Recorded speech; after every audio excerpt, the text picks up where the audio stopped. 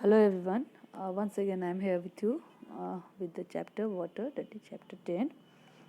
And as you know that yesterday I have explained you about the local sources of water and sources of water. As you know that rain and snow, these are the sources of water. And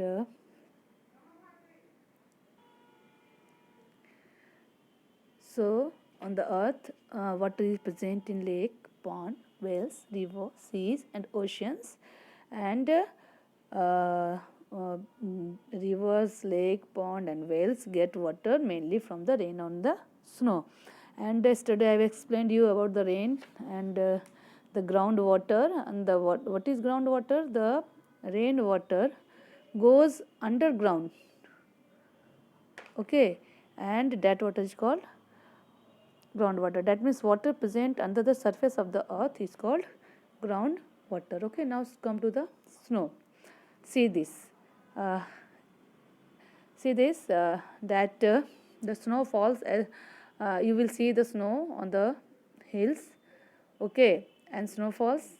All you know about the snowfall, and you will see that when the snowfall is there in any place, then what happened? Trees, roof or roof of the houses and hills get covered with the snow, and a white sheet seems to cover everything, and it is a beautiful sight. In see this. This is the snow covered area.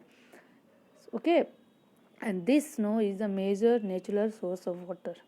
In winter, there are normally heavy snowfall on the mountain, and during summer, a part of this snow melts and changes into water. And this water flows down the mountain into the river and lakes. Okay.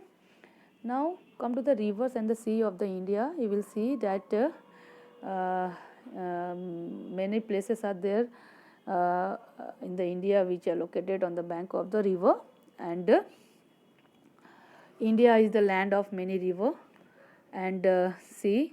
The major rivers of the North India, they are the see here, they are given here.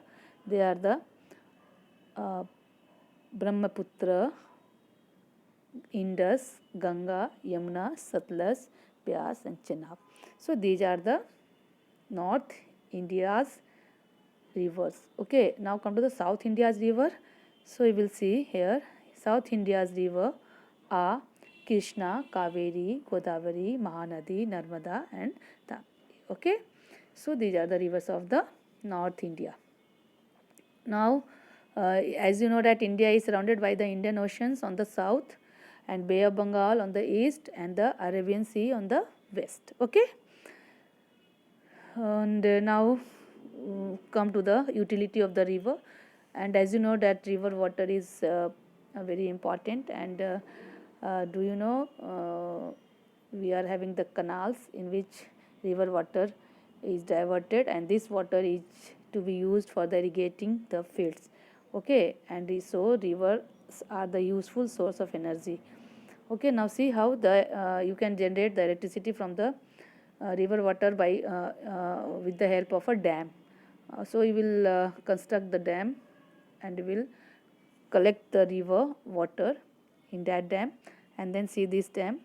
See this, the flow of water is, the speed of this falling water is very high, and this will rotate the turbine, and then turbine will generate electricity. So the electricity generated by water is called hydroelectricity. See this, hydroelectricity, that means electricity generated by using water is called hydroelectricity. So you will see that we make a dam to store river water, and this stored water can be then used to generate electricity. Okay, okay, see this, fall from a height, see, and this will rotate the turbines. Okay, now keywords are there. Now your work is to learn the keywords also and add the keywords, that is dam, groundwater and irrigation. Okay, so you will complete all these things. That's all for today. Thank you.